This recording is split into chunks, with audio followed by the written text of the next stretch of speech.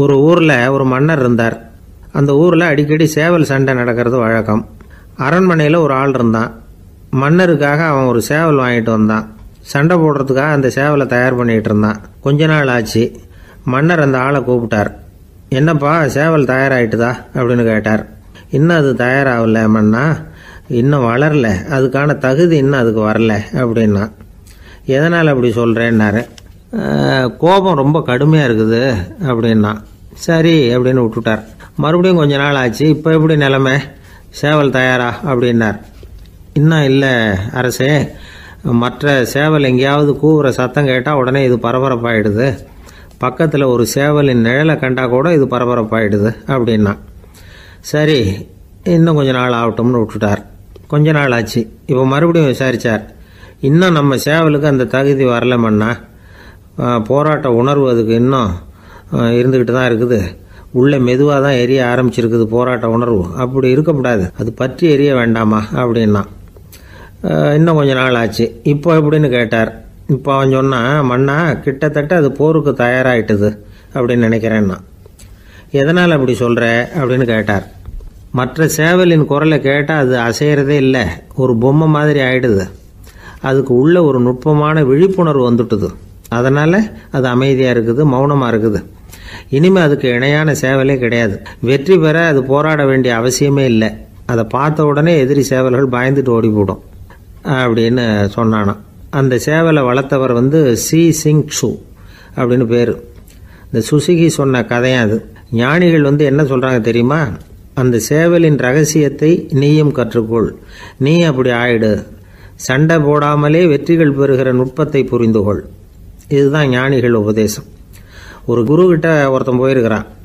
எனக்கு சண்டை போட கற்றுக் கொடுங்கண்ணா. அதுக்கு என்ன செய்யணும்னார். என்ன உங்கள் மாணவனாக சேர்த்துங்கண்ணா.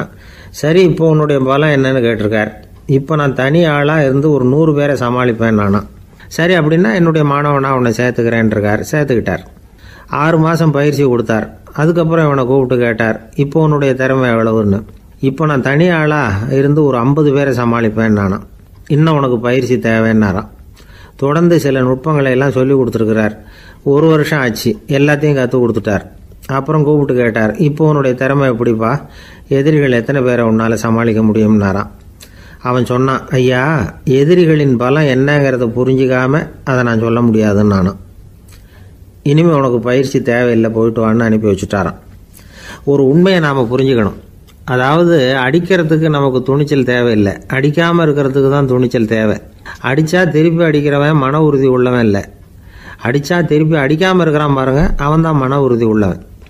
ஒருத்தன் தலை திரிக்க வேகமாக ஓடிக்கிட்டு இருந்தான். நான் எங்கடா ஓடுற அப்படின்னா, எதுக்க வந்தவன். ஒரு சண்டையை நிறுத்தத்தான் இப்படி ஓடுறேன் அப்படின்ட்டுருக்கான். யாருக்கும் சண்டை, எனக்கும் இன்னொரு ஆளுக்கும் சண்டை அப்படின்னு நானா அவன்.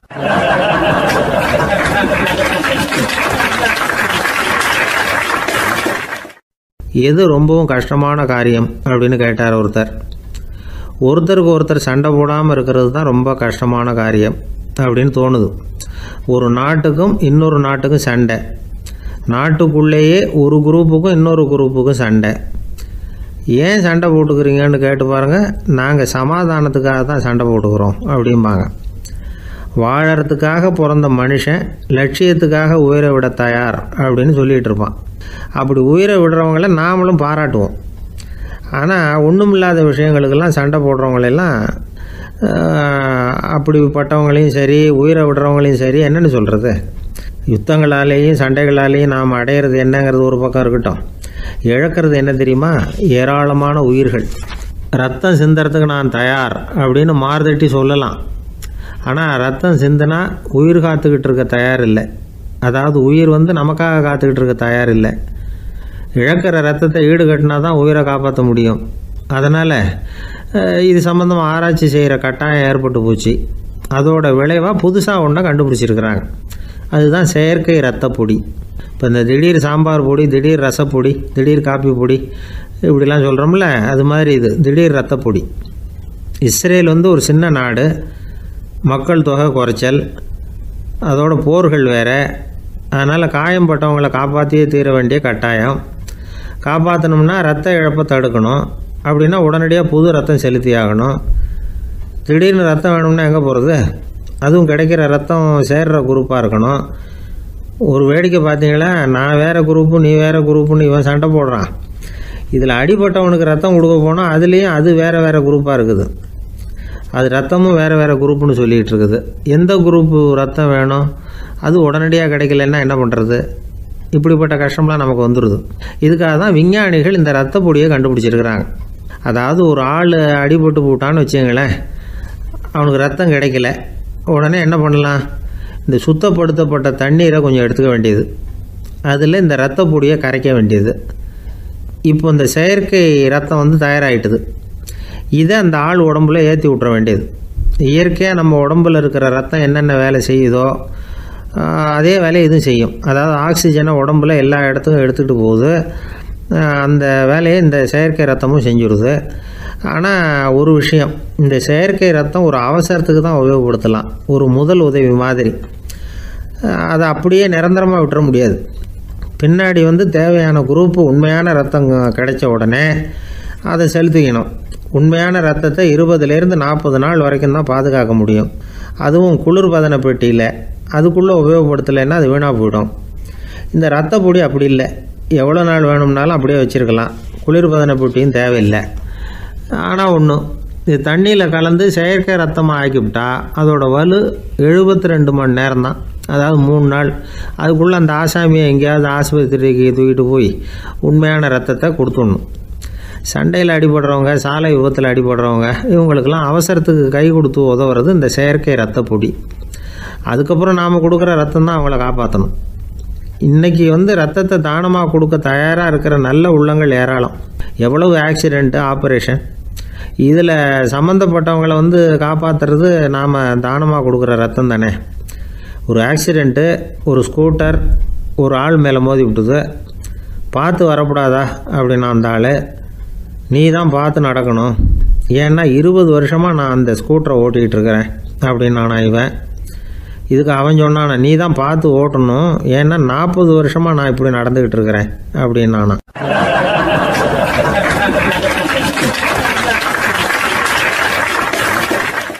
ஒருத்தர் அவசரமாக போய்கிட்டு இருந்தார். எங்கே போய்கிட்டு இருக்கீங்க அப்படின்னு கேட்டார் ஒரு பெரியவர். கடைக்கு போகிறேன் சார், சாமான் வாங்கிறதுக்கு அப்படின்னார். அங்கே போகிறதுக்கு முன்னாடி தெரிஞ்சிக்க வேண்டியதெல்லாம் தெரிஞ்சுக்கிட்டீங்களா அப்படின்னு கேட்டார் பெரியவர். கடைக்கு போய் காசை கொடுத்து ஒரு பொருளை வாங்கிட்டு வரப்போகிறோம், இதில் தெரிஞ்சிக்க வேண்டியது என்ன இருக்குது அப்படின்னார் அலட்சியமாக. இப்போ அந்த பெரியவர் பேச ஆரம்பித்தார். இந்த உலகத்தில் எந்த ஒரு செயலில் இறங்குறப்போவும் நாம் நல்லா ஆலோசனை பண்ண வேண்டிய விஷயம் 5 அப்படின்னார். உதாரணமாக, ஒருத்தன் கடைக்கு போய் ஏதோ ஒரு பொருளை வாங்கிட்டு வர போகிறான்னு வச்சுக்கோங்களேன். அப்போ கூட அவன் வந்து 5 விஷயங்களை பற்றி தெரிஞ்சுக்க வேண்டியிருக்குது அப்படிங்கிறார் அவர். முதல்ல அந்த பொருள் எப்படிப்பட்டது அப்படிங்கிறத தெரிஞ்சுக்கணும். 2வதாக தன்னை பற்றியும் தெரிஞ்சுக்கணும். அப்போ தான் அந்த பொருள் தனக்கு தேவையா இல்லையா அப்படிங்கிறத புரிஞ்சுக்க முடியும். 3வதாக தெரிஞ்சுக்க வேண்டியது ஒன்று இருக்குது. அது என்னன்னா, அந்த பொருளை அடையறதுக்கு வழி என்ன அப்படிங்கிறது தெரிஞ்சுக்கணும். அதாவது எவ்வளவு பணம் கொடுத்தா அது கிடைக்கும், இது மாதிரியான விஷயங்கள். 4வதா அந்த பொருளை அடையிறது மூலமாக நாம் அடையக்கூடிய பயன் என்ன அப்படிங்கிறதையும் உணரணும். 5வது அந்த பொருளை அடையிறதுல இருக்கக்கூடிய தடை எது அப்படிங்கிறதையும் நாம் தெரிஞ்சுக்கணும். பெரியவர் பேசுறது ஏதோ தத்துவம் மாதிரி தெரியுது இல்லையா? தத்துவம் தான். அதாவது இப்படி உலகியல் வாழ்க்கையில் சின்ன சின்ன விஷயங்கள்லேயே நாம் 5 விஷயங்களை தெரிஞ்சுக்க வேண்டி இருக்குது. அது ரொம்ப அவசியமாக இருக்குது. பேரின்ப நிலைன்னு சொல்கிறாங்கல்ல, அது மாதிரி பெரிய சமாச்சாரங்கள்லேயும் இந்த 5 விஷயங்களை நாம் தெரிஞ்சுக்க வேண்டியிருக்குது. அதுக்கு பேர் என்னன்னா அர்த்த பஞ்சகம். வைணவ சமயத்தில் அர்த்த பஞ்சகம்ங்கிறது ரொம்ப பெரிய விஷயம். கடைக்கு போகிறது மாதிரி கடவுளை பார்க்க போகிறப்போ நாம் 5 விஷயங்களை தெரிஞ்சுக்கணுமா. முதல்ல பரம்பொருள் அப்படிங்கிறது என்ன, அதோட தன்மைகள் என்ன, இதை தெரிஞ்சுக்கணும். இதுக்கு பேர் என்னன்னா பரமாத்ம ஸ்வரூபம் அப்படின்னு பேர். 2வது நாம யாரு, நம்மோட தன்மை என்ன அப்படிங்கிறத தெரிஞ்சுக்கணும். நான் யாருன்னு எனக்கே தெரியலங்கிறப்போ இதை நான் சொல்கிறேன்னு இது என்னுடையதுன்னு சொல்கிறது தப்பு தானே. அப்புறம் 3வது விஷயம், பரம்பொருளை நாம் அடையிறதுக்கு வழி எது, இதை தெரிஞ்சுக்கணும். இது வந்து உபாய ஸ்வரூபம் அப்படின்னு பேர். 4வது விஷயம், நாம் அடைய வேண்டிய பயன்கள் என்ன அப்படிங்கிறது தெரிஞ்சுக்கிறது. இதுக்கு புருஷார்த்தம் அப்படின்னு பேர். 5வது, அந்த பயனை அடைய விடாமல் தடுக்கிற தடைகள் யாவை அப்படிங்கிறது தெரிஞ்சுக்கிறது. இது விரோதி ஸ்வரூபம். இதைத்தான் தடையியல் அப்படின்னு சொல்றாங்க. அதாவது பரமாத்மாவை பற்றிய அறிவு, ஜீவாத்மாவை பற்றிய அறிவு, உபாயம் பற்றிய அறிவு, புருஷார்த்தம் பற்றிய அறிவு, இந்த 4 அறிவுக்கும் எதிரடையா, அதாவது அதையெல்லாம் தப்பா புரிஞ்சுக்கிறதால உண்டாகக்கூடிய அறிவு விரோதி ஸ்வரூபம். என்ன இது தகவல்ல ஏதாவது கதை சொல்லுவீங்கன்னு பார்த்தா ஏதோ தத்துவம் பேசிக்கிட்டு இருக்கிறீங்களே அப்படின்னு நினைக்கலாம். இதுவும் தெரிஞ்சுக்க வேண்டிய ஒரு பெரிய விஷயம்தான். காதில் போட்டு வச்சா எப்போவாவது உபயோகப்படும். என்னுடைய நண்பர் ஒருத்தர் ஒரு நாள் என்கிட்ட சொன்னார், சார், அடுத்த மாதம் தஞ்சாவூரில் ஒரு கல்யாணம், போகிறதா வேண்டாமா அப்படின்னு ஒரே குழப்பமா இருக்கு அப்படின்னார். நான் உடனே இந்த அர்த்த பஞ்சக உபதேசம் பண்ண ஆரம்பித்தேன். அவர் எல்லாத்தையும் பொறுமையாக கேட்டுவிட்டு, சரி சார், நான் போகிறதுன்னு முடிவு பண்ணிவிட்டேன்னார். எப்படி இந்த முடிவுக்கு வந்தீங்க அப்படின்னு கேட்டேன். அவர் சொன்னார், சார், அந்த 2வது பாயிண்ட் ஒன்று சொன்னீங்களே, அதை புரிஞ்சுக்கிட்டதுக்கு அப்புறம்தான் இந்த முடிவுக்கு வந்தேன் அப்படின்னார். என்ன 2வது பாயிண்ட்டுன்னு? அதாவது தன்னை பற்றி புரிஞ்சுக்கணும் அப்படின்னு சொன்னீங்க. உடனே என்னை பற்றி புரிஞ்சுக்கிட்டேன், நான் யாருங்கிறது எனக்கு தெரிஞ்சுது, உடனே போகிறது தான் நல்லதுன்னு முடிவு பண்ணிவிட்டேன்னார். நீங்கள் யாருன்னு கேட்டேன். நான் தான் சார் அந்த கல்யாணத்தில் தாலி கட்ட வேண்டிய மாப்பிள்ளை அப்படின்னார்.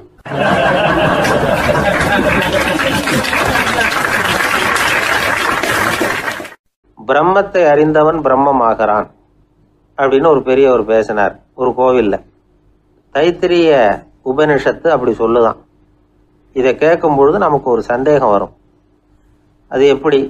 பிரம்மத்தை அறிந்தவன் பிரம்மம் ஆகிறான்னா, சிங்கத்தை அறிந்தவன் சிங்கம் ஆகிறானா, தோசையை அறிந்தவன் தோசை ஆகிறானா?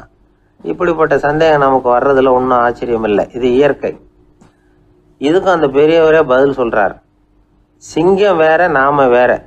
அதனால சிங்கத்தை அறிந்தவன் சிங்கம் ஆக மாட்டான். ஆனா பிரம்மம் வேற, நாம வேற இல்லை. அதனால பிரம்மத்தை அறிந்தவன் பிரம்மமாகிறான் அப்படிங்கிறது அவரோட விளக்கம். மனிதன் அவன்தான் தான் பிரம்மங்கிறது தெரியாதனால தான் அதை வேற எங்கேயோ தேடிட்டு இருக்கிறான். கடைசியில் அது தான் தாங்கிறது புரிஞ்சுக்கிற பொழுது அவன் பிரம்மம் ஆயிடுறான். இதை விளக்கிறதுக்கு ஒரு உபநிஷத்து கதையே இருக்கு.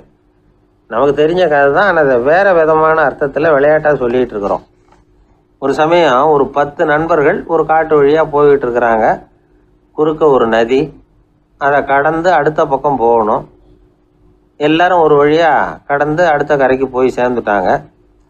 அங்கே போய் சேர்ந்ததுக்கு அப்புறம் எல்லாரும் பத்திரமா சேர்ந்துட்டோமா அப்படின்னு தெரிஞ்சுக்கிறதுக்காக எண்ணி பார்க்குறான் அந்த கூட்டத்து தலைவன். அவங்க மொத்தம் 10 பேர். ஆனால் அவன் எண்ணி பார்க்குறப்போ 9 தான் வருது. ஏன்னா அவன் தன்னை விட்டுவிட்டான். எதிரில் நிற்கிறவங்கள மட்டுமே எண்றான். ஐயோ 10வது ஆள் எங்கேங்கிறான், பதறான். சரி நீ இரு, நான் எண்ணி பார்க்குறேன்னு சொல்லிவிட்டு இன்னொருத்தன் எண்றான். அவனும் தன்னை விட்டுட்டு எண்றான். 9 தான் வருது. எல்லாரும் கொய்யோ முறையோன்னு கத்த ஆரம்பிச்சிட்டாங்க. அந்த சமயத்தில் ஒரு பெரியவர் அந்த பக்கமாக வர்றார். என்ன விஷயம்னு விசாரிக்கிறார்.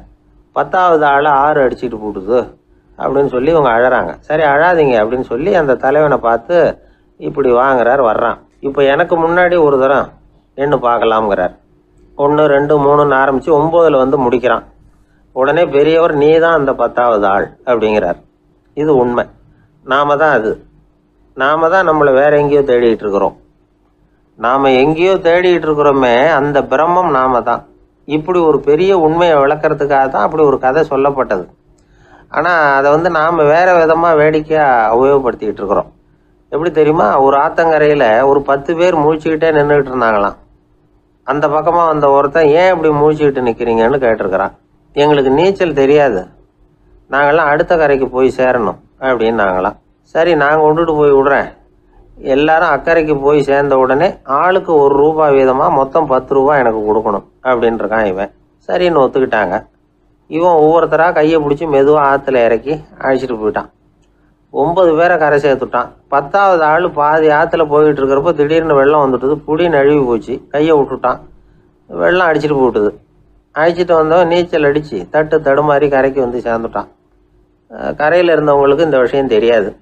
இருந்தாலும் இவன் உடம்பு பூரா நனைஞ்சி கொஞ்சம் அதிகமாக மூச்சு வாங்க நின்றுக்கிட்டு இருந்தானா, ஏங்க ஏன் இப்படி மூச்சு வாங்குது, என்ன விஷயம் அப்படின்னு கேட்டாங்களாம். அதுக்கு இவன் கொஞ்சமாக அலட்டிக்காம சொன்னானா, வேற ஒன்றும் இல்லை, நீங்கள் கொடுக்க வேண்டிய 10 ரூபாயில் 1 ரூபா குறைஞ்சி போச்சு, அவ்வளவுதான் அப்படின்னானா.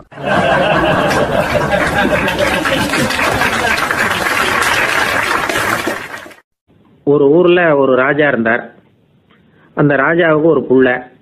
அந்த புள்ளைக்கு விவரமே தெரியாது. அவன் ஒரு முட்டாளுங்கிறது எல்லாருக்கும் தெரியும். ஆனாலும் அவன் தான் அடுத்தபடியாக ஆட்சிக்கு வர வேண்டியவன். ஆட்சி பொறுப்பை ஏற்க வேண்டிய ஒருத்தன் இப்படி இருந்தால் என்ன பண்ணுறது அப்படிங்கிறது எல்லாருக்கும் உள்ள கவலை. மன்னர் அமைச்சர்களை கூட்டினார், ஆலோசனை கேட்டார் என்ன பண்ணலாம்னு.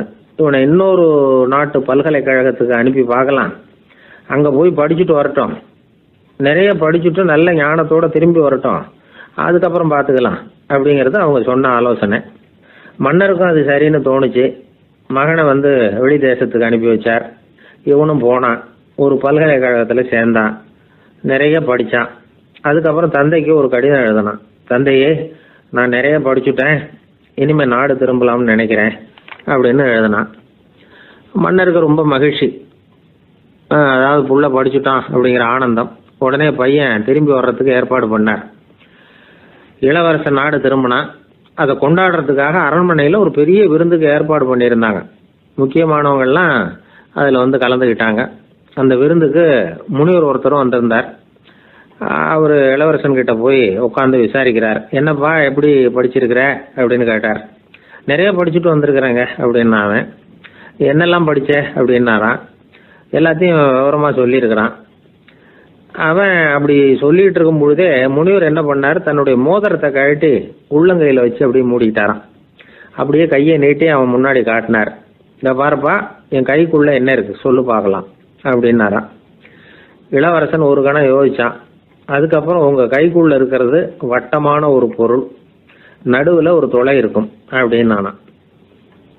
முனிவர் திகைச்சு போட்டார். பையன் பெரிய அறிவாளி ஆகிட்டான் போல இருக்க அப்படின்னு நினச்சிட்டார். அதுக்கப்புறம் கேட்டார், சரி, என் கையில் இருக்கிறது வட்டமான பொருள், நடுவில் துளை இருக்குங்கிறத சொல்லிவிட்டேன், அதோட பேர் என்ன, அதை சொல்லு அப்படின்னாரான். இளவரசன் கொஞ்சம் யோசனை பண்ணியிருக்கான். அப்புறம் சொன்னானா, முனிவரே, நான் படித்த விஞ்ஞானம் உங்களுக்கு பதில் சொல்கிறதுக்கு உதவலை, இருந்தாலும் பதில் சொல்கிறேன், அது ஒரு வண்டி சக்கரம் அப்படின்னானா. இப்போதான் முனிவர் யோசிச்சாராம். அவருக்கு புரிஞ்சுதான், அதாவது முட்டாளை படிக்க வைக்கலாம், ஆனால் சிந்திக்க வைக்க முடியாது அப்படிங்கிறத அவர் புரிஞ்சுக்கிட்டாராம். தகவல் அறிவு ஞானமாகாது அப்படிங்கிறார் ஓஷோ. ஏன்னா தகவல்கள் மாறுதலை ஏற்படுத்துறதில்ல, ஆனால் ஞானம்ங்கிறது மாறுதலால் உண்டாகக்கூடிய ஒன்று. அதுதான் ரெண்டுக்கும் உள்ள வித்தியாசம். மனம் சரியான வழிக்கு வரணும், அதுக்கப்புறம் படிக்கிற கல்வி தான் உண்மையான கல்வி. சரி, மனம் சரியாக வர்றதுக்கு என்ன வழி அப்படின்னு கேட்டால், மனிதன் முழு மாறுதலுக்கான வழிமுறை தியானம்தான் அப்படிங்கிறார் அவர். அதனால தான் நிறைய படிச்சிருக்கேன்னு சொல்கிறவன் எல்லாம் ஞானம் உள்ளவன் நினச்சிடக்கூடாது. ஒருத்தர் இன்னொரு பெரிய மனிதரை அழைச்சிட்டு அறிமுகப்படுத்தினாராம். சார் நிறைய படிச்சிருக்கார், 3 MA வாங்கியிருக்கார், ஆனால் ஒரு விஷயம், அப்பப்போ கொஞ்சம் திருடுவார், அவ்வளவுதான், மற்றபடி அவர் ஒரு பெரிய அறிவாளி தான் அப்படின்னாராம்.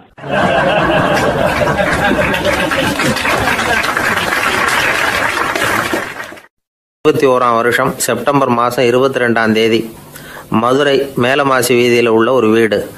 அங்கே அன்னைக்கு நடந்த ஒரு அற்புத நிகழ்ச்சி பின்னாடி உலக மக்களை எல்லாம் ஆச்சரியப்பட வச்சுது. இந்திய வரலாற்றிலேயே அது ஒரு முக்கியமான நிகழ்ச்சி. உலக மக்கள் கவனமெல்லாம் காந்திஜியின் பக்கம் திரும்புறதுக்கு காரணமாக இருந்த நிகழ்ச்சி அது. கதர் துணி பிரச்சாரத்துக்காக காந்திஜி மதுரைக்கு வந்திருந்தார். சென்னை துணி வணிகர் சங்கத்தின் துணைத் தலைவர் ஒருத்தர் இருந்தார், ராம்ஜி கல்யாண் சேட்ஜி. அவருடைய வீடு மதுரை மேலமாசி வீதியில் இருந்தது. அந்த வீட்டில் தான் காந்திஜி தங்கியிருந்தார். அப்போது வயலுக்கு போகிற உழவர்கள்லாம் சின்ன சின்ன துண்டை இடுப்பில் கட்டிக்கிட்டு கலப்பையை தூக்கிக்கிட்டு தெருவில் நடந்து போகிறத கவனித்தார். ஏற்கனவே சேலத்துக்கு தெற்க பல பகுதிகளில் ஆண்களும் பெண்களும் அரைகுறை ஆடைகளோடு உழைச்சிக்கிட்டு இருக்கிறத கண்ணால் கண்டிருக்கிறார் அவர். இந்தியரின் சராசரி உடை இவ்வளவு தான் அப்படிங்கிறத புரிஞ்சுக்கிட்டார். மனசை என்னவோ பண்ணியிருக்குது. ராத்திரி பூரா அதை பற்றியே யோசனை. 22/9/21 வியாழக்கிழமை காலையில் காந்திஜி எழுந்திருக்கிறார். அவர் கூட தங்கியிருந்தவங்களையெல்லாம் பார்த்து சொன்னார், இன்னையிலேருந்து அறையில் முழு அகலத்துண்டு தான் கட்டுவேன், குளிர் அதிகமாக உள்ள காலங்களில் மட்டும் போர்வை ஒன்றும் உபயோகப்படுத்துவேன், மற்றபடி மேலங்கியோ குல்லாவோ எதுவும் போட்டுக்க மாட்டேன், தற்காலிகமாக இந்த ஏற்பாட்டை 1 மாதத்துக்கு ஏற்றுக்குவேன், அதுக்கு பிறகு உசிதம் போல் எண்ணி பார்த்து முடிவு பண்ணுவேன் அப்படின்னார். அவருடைய குரல் உறுதியா இருந்துதான். உடனே செயலில் இறங்கினார். தம்முடைய 10 முழ வேட்டி, மேலங்கி, உள் சட்டை, குல்லா எல்லாத்தையும் களைஞ்சார். வேட்டியிலிருந்து ஒரு 4 முழ துணியை எடுத்துக்கிட்டார். இதுக்கு உதவி செஞ்சவர் அன்னைக்கு விருதுநகரில் பிரபல தொண்டராக இருந்த பழனிக்குமார பிள்ளை. வெட்டி எடுத்த துண்டை நீள வாக்கில் ரெட்டையாக மடித்தார். அதை இடுப்பில் துண்டு மாதிரி கட்டிக்கிட்டார். தலையில் சின்ன உச்சி குடுமி, அறையில் சின்ன துண்டு. அண்ணல் காந்தி ஆண்டி கோலத்தில் காட்சி அளிக்கிறார். கூட இருந்தவங்கள பார்த்து காரைக்குடிக்கு புறப்படலாமே அப்படின்னார். அவர் நண்பர்களும் சீடர்களும் திகைச்சு போய் நிற்கிறாங்க. இந்த விரதம் நிரந்தரமாக ஆயிடுமோங்கிற பயம் அவங்களுக்கு. எப்படியோ இந்த விவரம் ராஜாஜிக்கும் அன்னைக்கு பிரபலமாக விளங்கின தேசபக்தர் டாக்டர் TSS ராஜனுக்கும் எட்டுச்சு. உடனே 2 பேரும் ஓடி வந்தாங்க. வேண்டாமே இந்த கோலம் அப்படின்னாங்க. காந்திஜி தன்னுடைய முடிவில் உறுதியாக இருந்தார். ராஜாஜி என்னென்னமோ வாதமெல்லாம் பண்ணி பார்த்தார்.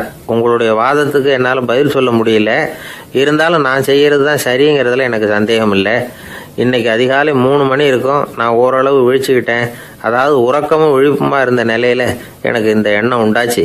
இது என்னுடைய அந்தராத்மாவின் ஆணை, அதை என்னால் மீற முடியாது அப்படின்னு சொல்லிவிட்டாராம் காந்திஜி. கதர் பிரச்சாரத்துக்காக காரைக்குடிக்கு கிளம்பினார். வாசல்ல 4 மோட்டார் வண்டிகள் காத்துக்கிட்டு இருந்தது. வீதியில 2 பக்கமும் ஜனங்கள். காந்திஜி இடுப்பு துணியோட மோட்டார் வண்டியில ஏறினார். நண்பர்களும் சீடர்களும் மக்களும் உடல் சிலிர்க்க அந்த காட்சியை பார்க்குறாங்க. மோட்டார் வண்டி நகர ஆரம்பிக்குது. எப்பேற்பட்ட காட்சி அது! சுக்கநாத பெருமானியே கூலி ஆளாக்கிய மண், அப்படி ஆக்கி மண் சுமக்க வச்ச மதுரை இல்லையா, அந்த மதுரை தான் காந்திஜி துறவி கோலம் கொள்றதுக்கும் காரணமாக இருந்திருக்குது. இது இன்னைக்கு எத்தனை பேருக்கு தெரியும்?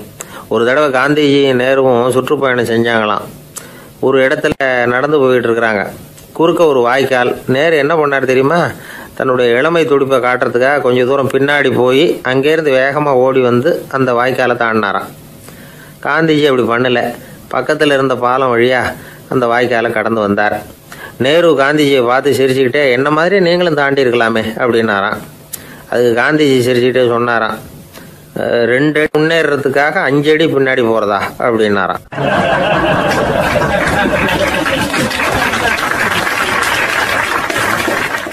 கிபி 1078 வருஷம் மார்ச் மாதம் 19ஆம் தேதி திங்கட்கிழமை அதிகாலை நேரம் ஒரு குழந்தை பிறந்தது. எங்க தெரியுமா? காஸ்பியன் கடலுக்கு தெற்கே பாரசீக மொழி வழங்கிய தபரிஸ்தான் மாநிலத்துல ஜீலான்கிற புனித நகர், அதோட புறநகர் பகுதியில் உள்ள நீப்புங்கிற ஊர்ல தான் அந்த குழந்தை பிறந்தது. அந்த இடம் இப்போ ரஷ்யாவில் இருக்கு. அந்த குழந்தை யாருன்னு நினைக்கிறீங்க? அதுதான் முஹித்தீன் பெருமான், ஆன்மீக சாதனைகள் புரிந்த மகான் முஹித்தீன் ஆண்டகை. தன்னுடைய 18வது வயசுல உயர்கல்விக்காக ஜீலான் நகரத்தை விட்டு பகுதாத் நகரத்துக்கு புறப்பட்டு போறார். இளம் பிராயம் தானே, அதனால துணைக்கு ஒரு வர்த்தக கூட்டத்தோட சேர்ந்து போயிட்டு இருக்கிறார். ரொம்ப தூரம் போகணும். ஒவ்வொரு இடமா தங்கி தங்கி போயிட்டு இருக்கிறாங்க. ஒரு இடத்துல ஒரு கொள்ளை கூட்டம் பயங்கரமான ஆயுதங்களோட அவங்கள வழிமறிச்சுட்டுது. அந்த வர்த்தக கூட்டம் வச்சிருந்த பொருள்களை எல்லாம் அவங்க பறிச்சு விடுறாங்க. இவங்களும் பயந்துகிட்டு இருந்தது எல்லாத்தையும் அவங்க கிட்ட கொடுத்துடுறாங்க. முஹித்தீன் ஆண்டகை மட்டும் இதையெல்லாம் பார்த்துக்கிட்டு தனியா ஒதுங்கி நிற்கிறார். ஒரு 18 வயசு பையன் மட்டும் இப்படி தனியா அநாத சிறுவன் மாதிரி நின்றுட்டு இருக்கிறத அந்த கொள்ளை கூட்டத்தில் இருந்த ஒருத்தன் பார்க்கறான். கிட்ட நெருங்கி வர்றான். அலட்சியமாகவும் கிண்டலாகவும் உங்ககிட்ட ஏதாவது இருக்குதா அப்படின்னு கேட்கறான். இவங்கிட்ட என்ன இருக்க போகுது அப்படிங்கிற நம்பிக்கையில அவன் அப்படி கேட்கறான். உடனே இவரு, ஓ இருக்குதே, என்கிட்ட 40 தீனார் இருக்கு அப்படிங்கிறார். இப்படி சொல்லியும் அந்த கொள்ளைக்காரனுக்கு நம்பிக்கை வரல. என்னிடம் விளையாடாத, பொய் சொல்லாத, உண்மையை சொல்லு அப்படிங்கிறான் அவன். உண்மையைத்தான் சொல்றேன், என்கிட்ட 40 தீனார் இருக்கு அப்படிங்கிறார் இவர். எங்க வச்சிருக்கிற அப்படின்னு கேக்குறான். சட்டையின் விழாப்புறத்துல உள்ள பகுதியில அதை வச்சு தச்சிருக்கிறாங்க அப்படின்னு உண்மையை சொல்றார். உடனே கொள்ளை கூட்ட தலைவன் அதை கத்தியால கீறிப்பார் அப்படின்னு உத்தரவு போடுறான். அந்த சட்டையை கிழிக்கிறாங்க. உள்ள இருந்து 40 பொற்காசுகளும் பொல பொலன்னு கீழே கொட்டுச்சு. அதை பார்த்த உடனே அந்த கொள்ளை கூட்ட தலைவன் மலைச்சு போய் நின்னுட்டான். காசை பார்த்துட்டு அவன் மலைச்சு போகல. பொய் பேசாத அந்த பையனோட நேர்மையை பார்த்துட்டு அவன் அப்படி நின்னான். மெதுவா அந்த பையன் கிட்ட வந்தான். ஏன்பா, நீ என்ன பணக்கார குடும்பமா அப்படின்னு கேட்டான். அப்படிலாம் இல்ல, எனக்கு அப்பா இல்ல, அம்மா மட்டும்தான் உண்டு. எங்க அப்பா எனக்குன்னு விட்டு போன சொத்தே இந்த 40 தீனார் தான் அப்படின்னாரு இவர். அப்படி இருந்துமா உண்மை பேசணும்னு ஆசைப்பட்டேன். என்கிட்ட ஒண்ணும் இல்லைன்னு ஒரு வார்த்தை சொன்ன உன்னை விட்டுருப்போமே அப்படின்னா அவன். அப்படி இல்லைங்க, நான் இறைவன் திருநாமத்தை அறியக்கூடிய கல்வி ஞானத்துக்காக இப்ப போயிட்டு இருக்கிறேன். இறைவன் திருநாமத்தை உச்சரிக்க வேண்டிய நாவால பொய் பேசக்கூடாதுன்னு எங்க அம்மா சொல்லியிருக்கிறாங்க. அதனால நான் எப்பவுமே பொய் சொல்ல மாட்டேன் அப்படின்னு என்னுடைய தாய்க்கு வாக்கு கொடுத்திருக்கிறேன் அப்படின்னார் அவர். முஹையத்தீன் பெருமான் வார்த்தைகளை கேட்ட அந்த கொள்ளையர்கள் மனம் திருந்தி நல்லவங்களா ஆயிடுறாங்க. அந்த கொள்ளையர் தலைவன் பிற்காலத்துல ஒரு பெரிய மகான் ஆயிடுறார். பெரியவர்கள் வாழ்க்கையில நடக்கிற இது மாதிரி சம்பவங்கள் தான் நாம நல்ல விதமா வாழறதுக்கு துணையா இருக்கும். அந்த காலத்துல கொள்ளையர்களே பெரியவங்க செயலை பார்த்து மனம் திருந்தி இருக்கிறாங்க. இந்த காலத்துல யார் இப்படி இருக்கிறா? இந்த காலத்துல மகான் ஒருத்தரை பார்த்தேன், எனக்கு வேண்டியப்பட்ட மகான். ஏங்க நீங்களும் மகான் ஆகிறதுக்கு முன்னாடி கொள்ளை அடிச்சுட்டு இருந்தீங்களா அப்படின்னு கேட்டேன். அவர் மெதுவா கண்ணை திறந்து என்ன நிமிர்ந்து பார்த்தார். அப்படி இல்லப்பா, நான் கொள்ளை அடிக்கிறதுக்காகத்தான் மகானாவே ஆகி இருக்கிறேன் அப்படின்னு சொல்லிவிட்டு மறுபடியும் கண்ணை மூடிட்டார்.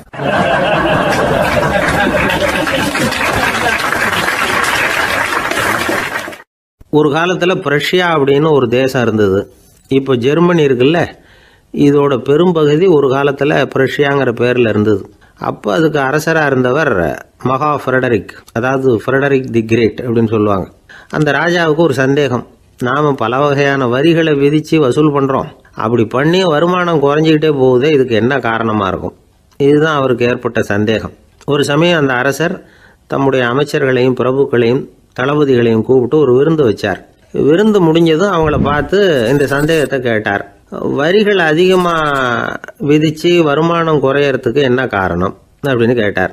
பல பேருக்கு இதுக்கு சரியாக பதில் சொல்ல தெரியல. அனுபவசாலியான ஒரு தளபதி எழுந்திருச்சார். அரசே, அது எப்படிங்கிறத இப்போ உங்களுக்கு காட்டுறேன்னார். உடனே ஒரு பெரிய பனிக்கட்டி ஒன்றை தன்னுடைய கையில் எடுத்தார். அதை அப்படியும் திருப்பி பார்த்தார். அப்புறம் அடுத்தவர்கிட்ட கொடுத்தார். அவரும் அதை அப்படியும் திருப்பி பார்த்துட்டு அடுத்தபடியா இருந்தவர்கிட்ட கொடுத்தார். இப்படியே இதை ஒவ்வொருத்தரா பார்த்துட்டு ஒவ்வொரு கையா மாறி கடைசியில மன்னர் கைக்கு போய் சேர்ந்தது.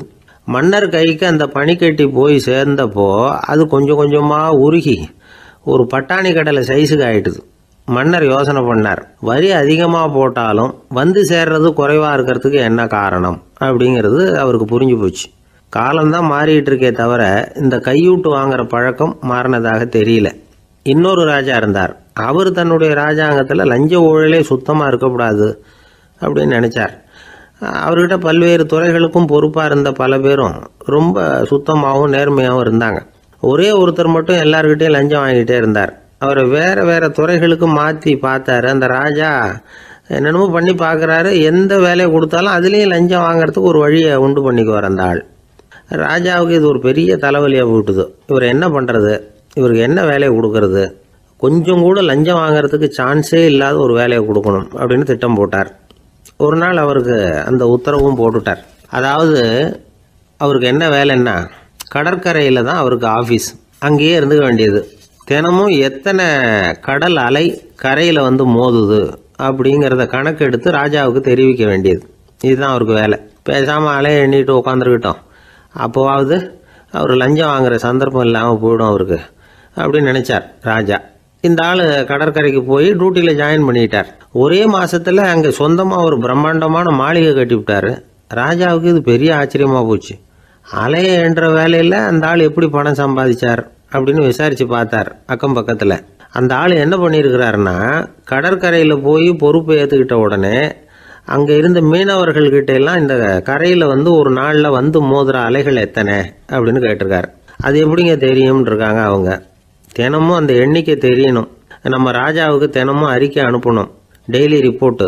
தவறுனா நீங்கள் இந்த கடலில் போய் மீன் பிடிக்கிறதுக்கு ராஜாவோட அனுமதி கிடைக்காது அப்படின்னு இருக்காரு. உடனே மீனவர்களும் பயந்து போட்டாங்க. கடலுக்கு போகிறதுக்கு அனுமதி இல்லைன்னா பட்டினி கிடக்கிறது மாதிரி ஆயிடுமே. மெதுவாக அந்த ஆளுகிட்ட போனாங்க, காதோட காதா சொன்னாங்க, ஐயா, எங்களால் வந்து கடல் அலையை வந்து எண்ண முடியாது. தினமும் எங்களால் முடிஞ்சதை உங்களுக்கு பணமாக கொடுத்துட்றோம். நீங்கள் தான் ராஜா கிட்ட சிபாரிசு பண்ணி நாங்கள் தொடர்ந்து மீன் பிடிக்கிறதுக்கு அனுமதி வாங்கி கொடுக்கணும் அப்படின்னு வேண்டிக்கிட்டாங்க. பணம் தினமும் வந்து சேர ஆரம்பிச்சுட்டுது. பதவியில் மற்ற பதவியோட இந்த பதவி எவ்வளவோ மேல் அப்படின்னு நினச்சிட்டான் அந்த ஆள். அது மட்டும் இல்லை, தயவு பண்ணி என்னை இந்த இடத்த விட்டு மாற்றி விடாதீங்க சார் அப்படின்னு வேற கேட்க ஆரம்பிச்சிட்டானா.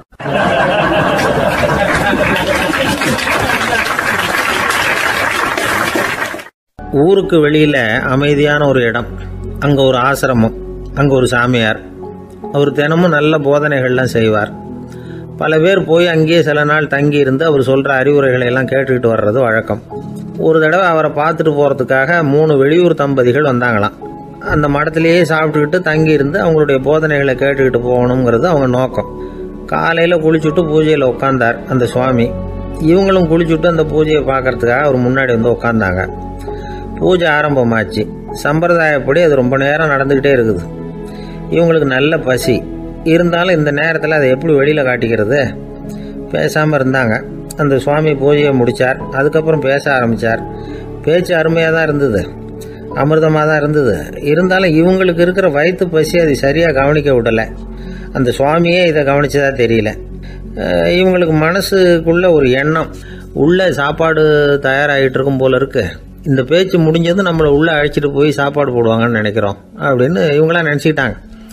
ஆனால் சுவாமி இதை பற்றி எதுவுமே பேசலை, கண்டுக்கலை. ஒரு அம்மாவால் அதுக்கு மேலே சும்மா இருக்க முடியுமா? முடியல. சாப்பாட்டை கவனிக்கலாமா அப்படின்னு சொல்லி மெதுவாக ஆரம்பித்தாங்க. கவனிக்கலாமே அப்படின்னு உள்ளே அழைச்சிட்டு போனார் சுவாமி. இவங்க ரொம்ப அவசரமாக எழுந்திருச்சு உள்ளே ஓடினாங்க. அங்கே ஒரு மேஜை மேலே ஒரு கிண்ணம் மூடி இருந்தது. இதுதான் சாப்பாட்டு மேஜை போல இருக்கு, இங்கே சாப்பாடு வந்துடும் அப்படின்னு நினச்சாங்க. உடனே போய் சுற்றி உட்காந்துக்கிட்டாங்க. சுவாமி அந்த கிண்ணத்தை எடுத்து அந்த அம்மா கிட்ட கொடுத்தார். அவங்க அதை வாங்கி மூடியை திறந்து பார்க்குறாங்க. உள்ளே ஒரு சாவி இருக்குது. சரிதான், இது சமையலறை சாவி போல இருக்கு. அங்கே போய் அதை திறந்து சாப்பாட்டை நாமே எடுத்துக்கிட்டு வந்து இங்கே வச்சுக்கிட்டு சாப்பிடணும் போல இருக்கு அப்படின்னு நினச்சாங்க. சாவி இருக்கு இல்லையா, வாங்க பூட்டு நிறையா காட்டுறேன் அப்படின்னு சுவாமி அவங்கள அழைச்சிட்டு போனார், காட்டினார். இவங்க அந்த அறையை ரொம்ப ஆவலோடு திறந்தாங்க. உள்ளே பார்த்தா அங்கே அரிசி, பருப்பு, விதவிதமான காய்கறி எல்லாம் இருக்குது. சமையலுக்கு வேண்டிய மிளகாய், எண்ணெய், பால், தயிர், நெய் இப்படி எல்லாமே இருக்குது. அடுப்பு, விறகு, நெருப்பு போட்டி அது கூட அங்கே இருக்குது. சாப்பாடு தயாராக இருக்கும்னு நினச்சிக்கிட்டு போனால் இப்படி இருக்குதே அப்படின்னு சொல்லி அதை பார்த்ததும் ரொம்ப சோர்ந்து போட்டாங்க அவங்க. சுவாமி, என்ன இது சாப்பாடு இல்லையா அப்படின்னாங்க. அதுதான் சாப்பாட்டுக்கு வேண்டிய எல்லாம் இங்கே இருக்குதே. அடுப்பு மூட்டி நீங்கள் தான் அவங்கவுங்க ருசிக்கு தகுந்த மாதிரி சமைச்சிக்கணும். இந்த சன்னியாசிக்கு எப்படி சமைக்க தெரியும் அப்படின்னு கேட்டார் சுவாமி. சாப்பாடு தயாராக இருக்கும்னு நாங்கள் எதிர்பார்த்தோம் அப்படின்னாங்க. நீங்கள் இப்படி சொல்லுவீங்கன்னு நானும் எதிர்பார்த்தேன். இது வரைக்கும் நான் எவ்வளவோ தத்துவம்லாம் எடுத்து சொன்னேன். எல்லாத்தையும் விட இதுதான் அனுபவபூர்வமான தத்துவம்.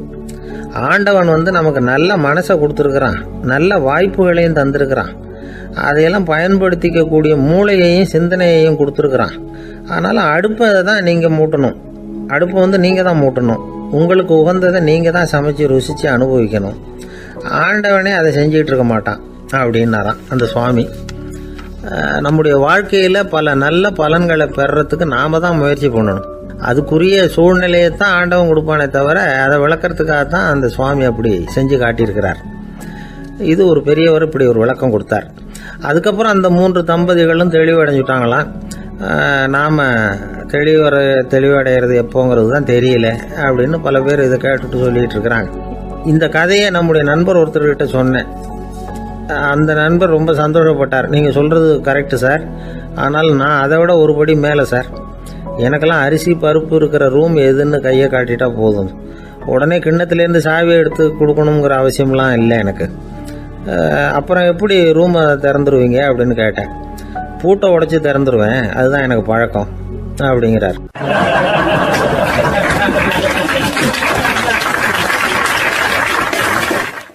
ஐயா, என்னுடைய நூல் வெளியீட்டு விழாவுக்கு அவசியம் நீங்கள் வரணும் அப்படின்னு கூப்பிட்டார் ஒருத்தர். எப்போ வரணும்னு கேட்டேன். அடுத்த வாரம்னார். சரி, புத்தகம் தயாராகிட்டுதா அப்படின்னேன். நாளைக்கு தான் அச்சிக்க கொடுக்க போகிறேன்னார். என்னங்க இது, புத்தகம் அச்சிடுறதுக்கு முன்னாடியே அழைப்புதழை அச்சடிச்சு விட்டீங்களே அப்படின்னு கேட்டேன். அதனால் என்னங்க, அந்த காலம் மாதிரி அப்போல்லாம் அச்சுக்கலை எவ்வளவோ முன்னேறியாச்சுங்க. Linotype, monotype, phototype, laser இப்படி என்னென்னமோ வந்தாச்சு. இன்னைக்கு கொடுத்தா நாளைக்கே புத்தகம் தயார் அப்படின்னார். இப்படி இந்த அளவுக்கு முன்னேறி இருக்கிற இந்த அச்சுக்கலை ஆரம்பத்தில் எப்படி இருந்தது தெரியுமா? அந்த காலத்தில் காகிதம்னா என்னன்னே தெரியாது. அப்படி ஒன்று கண்டுபிடிக்கப்படவே இல்லை. அப்போல்லாம் எதையாவது ஒன்று எழுதணும்னா அதுக்கு ஆட்டு தோலை தான் பயன்படுத்தி இருக்கிறாங்க. கண்ணுக்குட்டி தோல் கூட அதுக்கு உபயோகப்பட்டு தான்.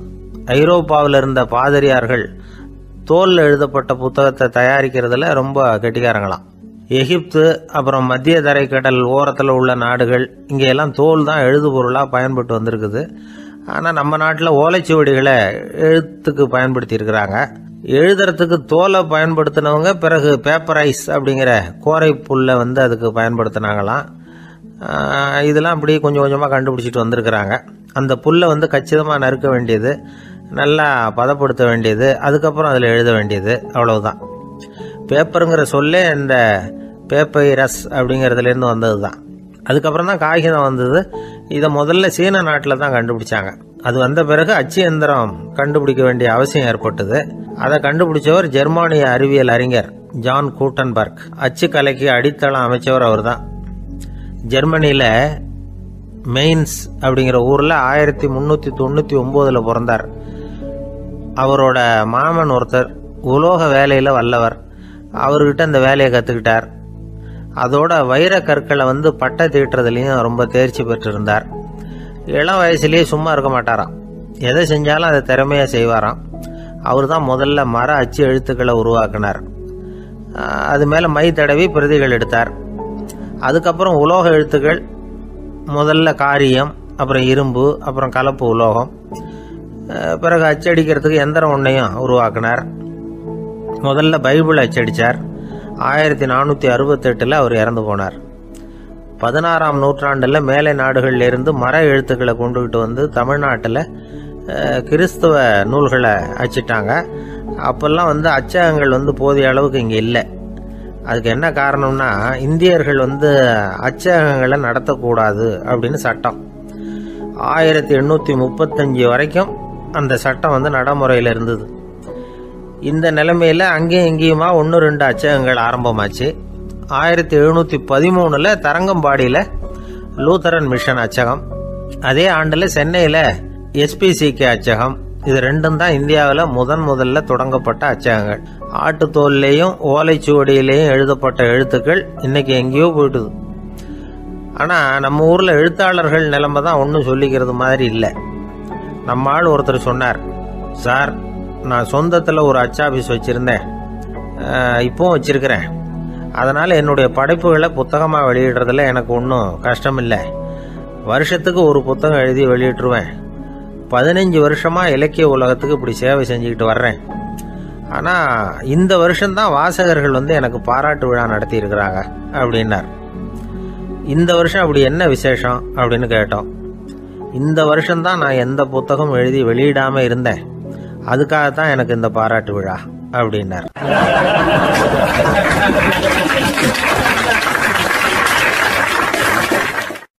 ஐயா, என்னுடைய நூல் வெளியீட்டு விழாவுக்கு அவசியம் நீங்கள் வரணும் அப்படின்னு கூப்பிட்டார் ஒருத்தர். எப்போ வரணும்னு கேட்டேன். அடுத்த வாரம்னார். சரி, புத்தகம் தயாராகிட்டுதா அப்படின்னேன். நாளைக்கு தான் அச்சிக்க கொடுக்க போகிறேன்னார். என்னங்க இது, புத்தகம் அச்சிடுறதுக்கு முன்னாடியே அழைப்புதழை வந்து அச்சடிச்சுப்பிட்டீங்களே அப்படின்னு கேட்டேன். அதனால் என்னங்க, அந்த காலம் மாதிரி அப்போல்லாம் அச்சுக்கலை வந்து எவ்வளவோ முன்னேறியாச்சுங்க. Linotype, monotype, phototype, laser, இப்படி என்னென்னமோ வந்தாச்சு. இன்னைக்கு கொடுத்தா நாளைக்கே புத்தகம் தயார் அப்படின்னார். இப்படி இந்த அளவுக்கு முன்னேறி இருக்கிற இந்த அச்சுக்கலை ஆரம்பத்தில் எப்படி இருந்தது தெரியுமா? அந்த காலத்தில் காகிதம்னா என்னன்னே தெரியாது. அப்படி ஒன்று கண்டுபிடிக்கப்படவே இல்லை. அப்போல்லாம் எதையாவது ஒன்று எழுதணும்னா அதுக்கு ஆட்டு தோலை தான் பயன்படுத்தி இருக்கிறாங்க. கண்ணுக்குட்டி தோல் கூட அதுக்கு உபயோகப்பட்டு தான். ஐரோப்பாவில் இருந்த பாதிரியார்கள் தோலில் எழுதப்பட்ட புத்தகத்தை தயாரிக்கிறதுல ரொம்ப கெட்டிக்காரங்களாம். எகிப்து, அப்புறம் மத்திய தரைக்கடல் ஓரத்தில் உள்ள நாடுகள், இங்கெல்லாம் தோல் தான் எழுதுபொருளாக பயன்பட்டு வந்திருக்குது. ஆனால் நம்ம நாட்டில் ஓலைச்சுவடிகளை எழுத்துக்கு பயன்படுத்தி இருக்கிறாங்க. எழுதுறதுக்கு தோலை பயன்படுத்தினவங்க பிறகு பேப்பரைஸ் அப்படிங்கிற கோரை புல்லை வந்து அதுக்கு பயன்படுத்தினாங்களாம். இதெல்லாம் அப்படி கொஞ்சம் கொஞ்சமாக கண்டுபிடிச்சிட்டு வந்திருக்கிறாங்க. அந்த புல்லை வந்து கச்சிதமாக நறுக்க வேண்டியது, நல்லா பதப்படுத்த வேண்டியது, அதுக்கப்புறம் அதில் எழுத வேண்டியது, அவ்வளவுதான். பேப்பருங்கிற சொல்லே இந்த பேப்பைரஸ் அப்படிங்கிறதுலேருந்து வந்தது தான். அதுக்கப்புறம் தான் காகிதம் வந்தது. இதை முதல்ல சீன நாட்டில் தான் கண்டுபிடிச்சாங்க. அது வந்த பிறகு அச்சு எந்திரம் கண்டுபிடிக்க வேண்டிய அவசியம் ஏற்பட்டது. அதை கண்டுபிடிச்சவர் ஜெர்மானிய அறிவியல் அறிஞர் ஜான் கூட்டன்பர்க். அச்சு கலைக்கு அடித்தளம் அமைச்சவர் அவர் தான். ஜெர்மனியில் மெயின்ஸ் அப்படிங்கிற ஊரில் 1399 பிறந்தார். அவரோட மாமன் ஒருத்தர் உலோக வேலையில் வல்லவர். அவர்கிட்ட அந்த வேலையை கற்றுக்கிட்டார். அதோட வைர கற்களை வந்து பட்டை தீட்டுறதுலையும் ரொம்ப தேர்ச்சி பெற்றிருந்தார். இளம் வயசுலேயே சும்மா இருக்க மாட்டாராம். எதை செஞ்சாலும் அதை திறமையாக செய்வாராம். அவர் தான் முதல்ல மர அச்சு எழுத்துக்களை உருவாக்கினார். அது மேலே மை தடவி பிரதிகள் எடுத்தார். அதுக்கப்புறம் உலோக எழுத்துக்கள், முதல்ல காரியம், அப்புறம் இரும்பு, அப்புறம் கலப்பு உலோகம், பிறகு அச்சடிக்கிறதுக்கு எந்திரம் ஒன்றையும் உருவாக்கினார். முதல்ல பைபிள் அச்சடித்தார். 1468 அவர் இறந்து போனார். 16ஆம் நூற்றாண்டில் மேலை நாடுகளிலிருந்து மர எழுத்துக்களை கொண்டுகிட்டு வந்து தமிழ்நாட்டில் கிறிஸ்துவ நூல்களை அச்சிட்டாங்க. அப்போல்லாம் அச்சகங்கள் போதிய அளவுக்கு இங்கே இல்லை. அதுக்கு என்ன காரணம்னா, இந்தியர்கள் அச்சகங்களை நடத்தக்கூடாது அப்படின்னு சட்டம். 1835 வரைக்கும் அந்த சட்டம் நடைமுறையில் இருந்தது.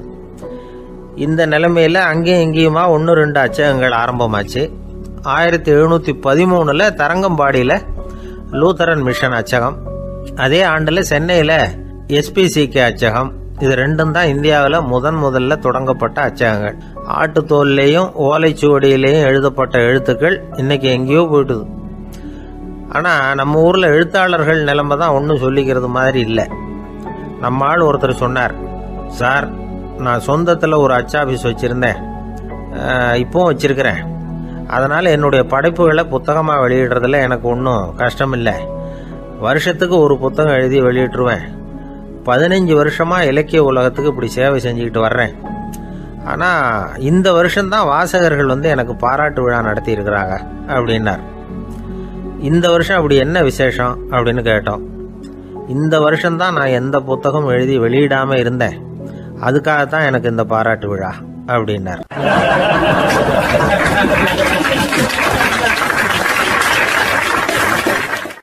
ஒரு நண்பர் இருக்கார். எப்போ பார்த்தாலும் கையில் ஒரு புத்தகம் இருக்கும். புத்தகம் இல்லாமல் எங்கேயும் புறப்பட மாட்டார். எதுக்காக இப்படி எடுத்துகிட்டு போகிறீங்க அப்படின்னு கேட்டால், எனக்கு இது ஒரு நல்ல நண்பன் மாதிரி. இந்த காலத்தில் எங்கே போனாலும் காத்திருக்க வேண்டியிருக்கு. அது மாதிரி சமயத்தில் நான் நண்பன் கூட பேசிக்கிட்டு இருப்பேன் அப்படிம்பாரான். ஒருத்தர் ஒரு பெரிய அரச பதவியில் இருந்தார். அவர் பதவியிலேருந்து இறங்க வேண்டிய சூழ்நிலை. அரசு கொடுத்துருந்த வீட்டை விட்டுட்டு வெளியில் வர்றார். வரும்பொழுது 2 கையிலையும் 2 பெட்டியை எடுத்துகிட்டு வந்தாராம். சார் உங்களுடைய உடைமைகள் அப்படின்னு கேட்குறாங்க அங்கே இருந்த ஊழியர்கள்.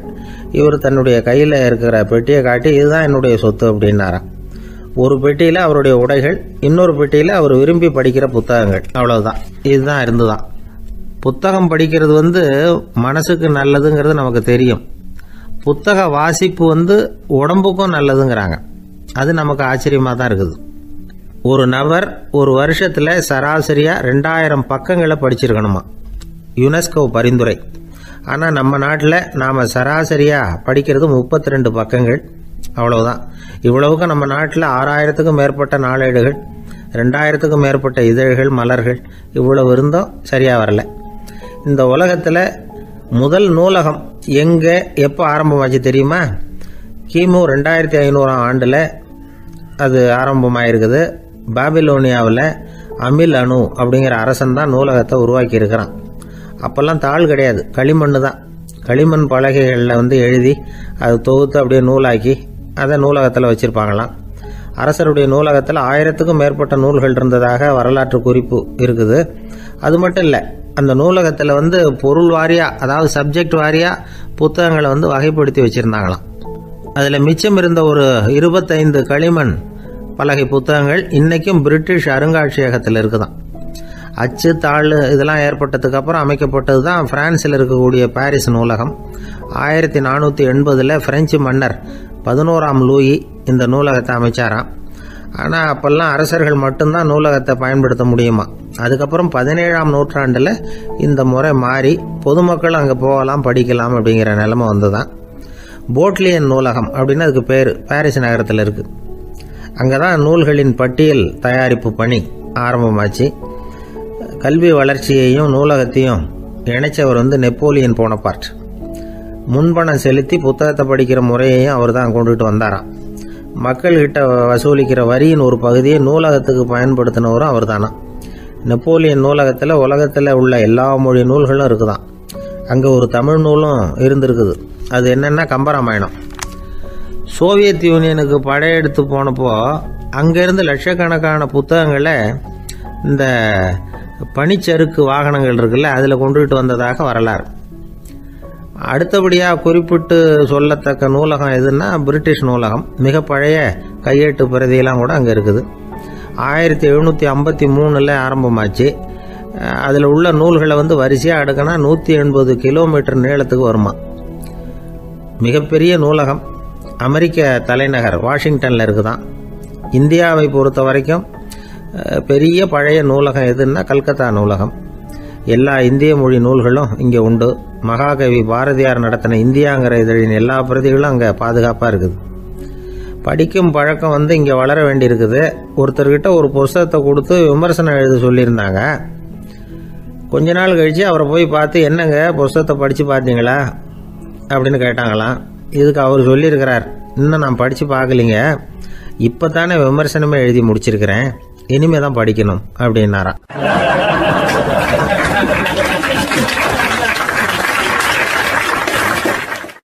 போய்கிட்டு இருந்தார். அவர் தோளில் ஒரு பெரிய துணி மூட்டை, அதை சுமந்துக்கிட்டு கடத்தெருவை நோக்கி அவர் போய்கிட்டு இருக்கிறார். வழியில் அவரை சந்திச்சார் உமர். அவர் கேட்டார், கலீஃபா அவர்களே, எங்கே புறப்பட்டுட்டீங்க அப்படின்னு கேட்டார். கலீஃபான்னா ஆட்சித்தலைவர்னு அர்த்தம். இதுக்கு அவர் சொன்னார், நான் துணி வணிகம் செய்கிறவன், அதனால துணி வியாபாரம் செய்யறதுக்காக போயிட்டு இருக்கிறேன்னார். நீங்க இப்போ இந்த நாட்டுக்கு ஆட்சி தலைவர், ஆட்சி பொறுப்புல இருக்கிறீங்க, நீங்க வியாபாரம் செய்ய போட்டா அரசு பணிகளை செய்யறது யாரு அப்படின்னு கேட்டார் அவர். நான் அரசு பணிகளை மட்டுமே செஞ்சுக்கிட்டு இருந்தா என் குடும்பத்தை காப்பாத்துறது யாரு அப்படின்னு கேட்டார் அவர். இப்படி கேட்டவர் யார் தெரியுமா? அவர் தான் அபூபக்கர், இறை தூதர் முகமது அவர்களுக்கு பிறகு கலீஃபாவாக தேர்ந்தெடுக்கப்பட்டவர். அப்போலாம் ஆட்சி தலைவர்களுக்கு சம்பளம்னு எதுவும் கிடையாது. இந்த பிரச்சனையை எப்படி தீர்க்கிறதுன்னு யோசனை பண்ணார் உமர். அபு உபைதா அவர்கள்கிட்ட அழைச்சிட்டு போனார். அவர் யாருன்னா, அவர் தான் பொது நிதி கருவூலத்தின் பொறுப்பாளர். அவர்கிட்ட பிரச்சனையை சொன்னார். இது மாதிரி ஆட்சி தலைவருக்கு பொது நிதியிலிருந்து ஊதியம் அளிக்க முடியுமான்னு கேட்டார். பொது நிதி விதிகளின்படி அதுக்கு சாத்தியம் இல்லைன்னு சொல்லிவிட்டாரு அவரு. சரி, வேற ஏதாவது வழி இருக்குதான்னு கேட்டார் உமர். அபு உபைதா கொஞ்சம் யோசனை பண்ணி பார்த்தார். அப்புறமா சொன்னார், மக்காவிலிருந்து மதீனாவுக்கு குடிபெயர்ந்து வந்த அகதிகளுக்கு நிதி உதவி அளிக்கிறதுக்கு விதிகளில் இடம் இருக்கு. அப்படி பார்த்தா அபூபக்கரும் அகதி தானே, அதனால எல்லா அகதிகளுக்கும் கொடுக்கறது மாதிரியே அவருக்கும் ஒரு தொகை அளிக்கலாம்னார். கலீஃபா அபூபக்கருக்கு இந்த அகதி உதவி தொகையைத்தான் கொடுத்துட்டு வந்தாங்களாம். குடும்ப செலவுக்கு அது போதுமானதா இல்லை.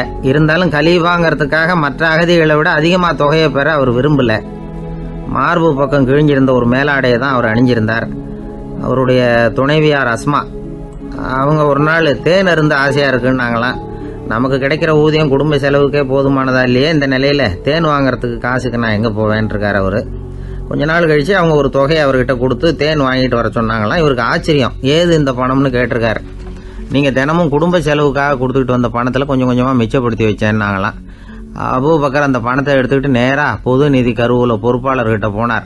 இந்த பணத்தை பொது நிதியில் சேர்த்துருங்க, இது அதிகப்படியாக எனக்கு தரப்பட்டு வந்த ஊதியம், அடுத்த மாசத்திலிருந்து இந்த தொகையை குறைச்சிங்கன்னு வேற சொல்லிவிட்டாராம். பசியை தணிக்க தேவையான அளவு உணவு, ஒரு ஜோடி உடை, இதை தவிர கூடுதலாக மக்கள் பொது நிதியிலிருந்து வாங்கிக்கிறதுக்கு என் குடும்பத்தாருக்கு உரிமை இல்லை அப்படின்னு சொல்லி கண்டிப்பாக சொல்லிவிட்டாராம். அவர் வாங்கிட்டு வந்த இந்த குறைந்த ஊதியம் கூட அவர் மனசை உறுத்திக்கிட்டே இருந்தது. கடைசி நேரம் அவர் தம்முடைய மகள் ஆயிஷா அவர்களை அழைச்சார். மகளே, இதுவரைக்கும் பொது நிதியிலிருந்து நான் வாங்கிட்டு வந்த தொகை என்னுடைய இதயத்தில் பாரமாக அழுத்திக்கிட்டு இருக்கு. என் தோட்டத்தை விற்று அதில் வர்ற பணத்திலிருந்து நான் இதுவரைக்கும் வாங்கிட்டு வந்த ஊதிய தொகையை கணக்கு போட்டு பொது நிதியில் சேர்த்துடு அப்படின்னாராம். பதவி ஏற்கிறதுக்கு முன்னாடி தன்கிட்ட இருந்ததை விட இப்போ கூடுதலாக என்ன சொத்து இருக்குன்னு பார்த்துருக்கார். ஒரு ஒட்டகம், ஒரு கோப்பை, ஒரு பணியாள். இதையும் அடுத்தபடியாக கலீஃபாவா வர்றவர்கிட்ட ஒப்படைச்சிருங்க அப்படின்னு விட்டாராம். அதே மாதிரி அடுத்து வந்த உமர்கிட்ட ஒப்படைச்சாங்க. அப்போ உமர் சொன்னாராம், அபூபக்கரே, இந்த முன்மாதிரியால் உங்களுக்கு பிறகு இந்த ஆட்சி பொறுப்பை ஏற்கிறவர்களை பெரும் நெருக்கடிக்கு ஆளாகி விட்டீங்க அப்படின்னு சொல்லி ரொம்ப கண் கலங்கினாராம். கடைசியாக அபூபக்கர் தன்னுடைய குடும்பத்தாருக்கு விட்டு சென்ற சொத்து ஒரு படுக்கை விரிப்பு, ஒரு போர்வை, அவ்வளவுதான். இது சிந்திக்க வேண்டிய ஒரு செய்தி. ஒரு ஊரில் ஒரு மன்னர் இருந்தாராம். அமைச்சர் அவர்கிட்ட சொன்னாராம், மன்னா, நம்ம ராஜ்யத்தில் இனிமே லஞ்ச ஊழலே இருக்காதுன்னாராம். ஆஹா, அப்படின்னா ஊழல் பேர் வழிகளையெல்லாம் நாடு கடத்தியாச்சா அப்படின்னு கேட்டிருக்காரு மன்னர். இதுக்கு அவரு, அப்படி இல்லைங்க, இனிமே கொடுக்கறதுக்கு ஜனங்கள்கிட்ட பணமே இல்லை அப்படின்னாராம்.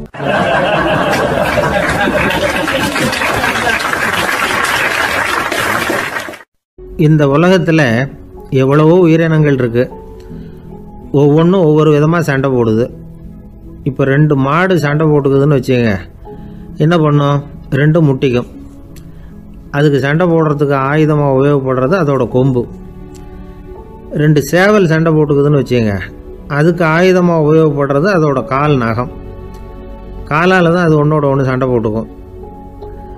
ஆனால் 2 மனுஷன் சண்டை போட்டுக்கிறான்னு வச்சுக்கோங்க, இவன் இன்னதை தான் ஆயுதமாக உபயோகப்படுத்துவான்னு குறிப்பிட்டு சொல்ல முடியாது. கல்லை எடுப்பான், கத்தி எடுப்பான், துப்பாக்கி எடுப்பான், என்ன வேணாலும் பண்ணுவான். வாயால் திட்டுவான், கையால் அடிப்பான், காலால் உதைப்பான், சகலகலாக வல்லவன்.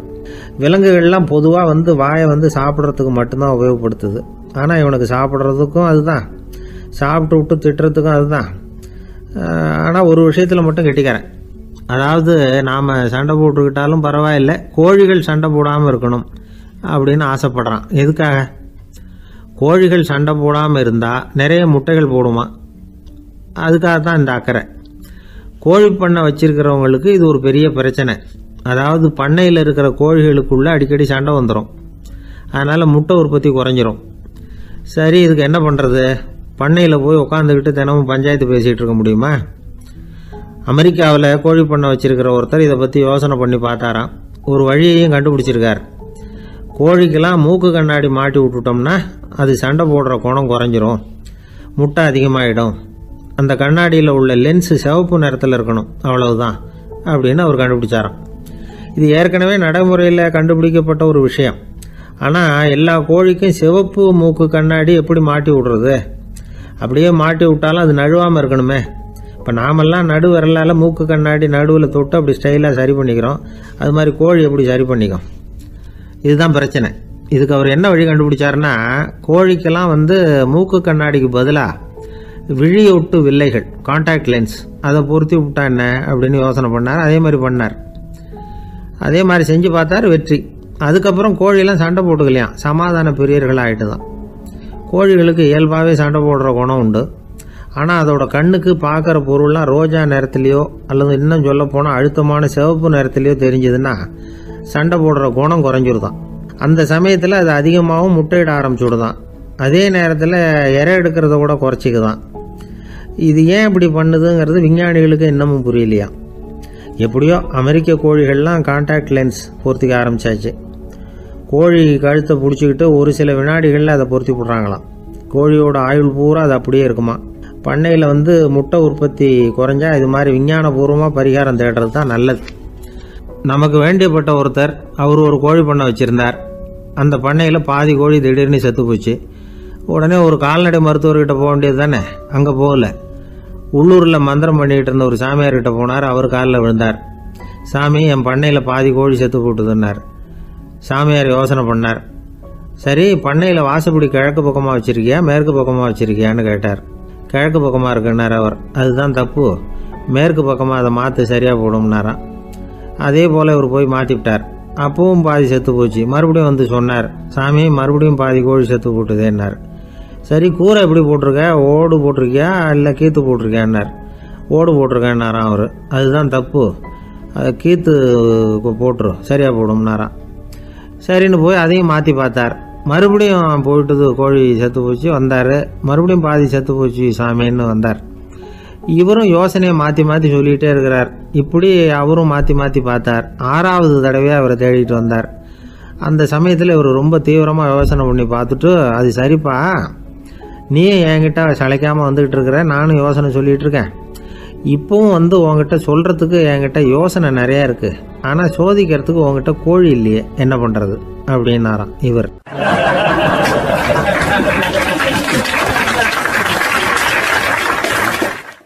இந்த உலகத்தில் எல்லாருக்கும் மகிழ்ச்சி தரக்கூடிய ஒரு பொருள் எது? இது ஒரு முக்கியமான கேள்வி. இந்த கேள்விக்கு பொருத்தமான ஒரு பதிலை உங்களால் சொல்ல முடியுமா? அதாவது கொஞ்சம் யோசித்து பார்த்தா பணம்னு சொல்லலாமா?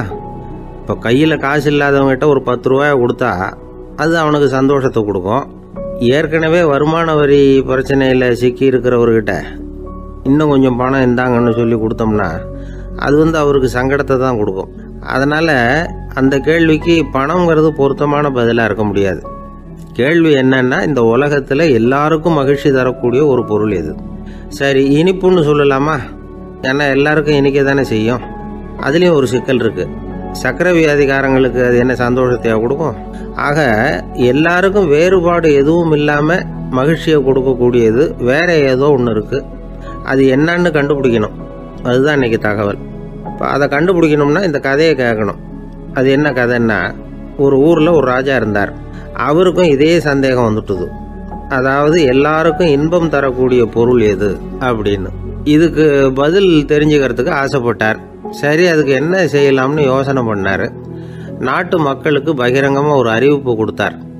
நம்ம நாட்டு மக்கள் இன்பம் தரக்கூடிய பொருள் எதுன்னு நினைக்கிறாங்களோ அதை கொண்டுகிட்டு வந்து அரண்மனையில் உள்ள கண்காட்சி மண்டபத்தில் வைக்கலாம்.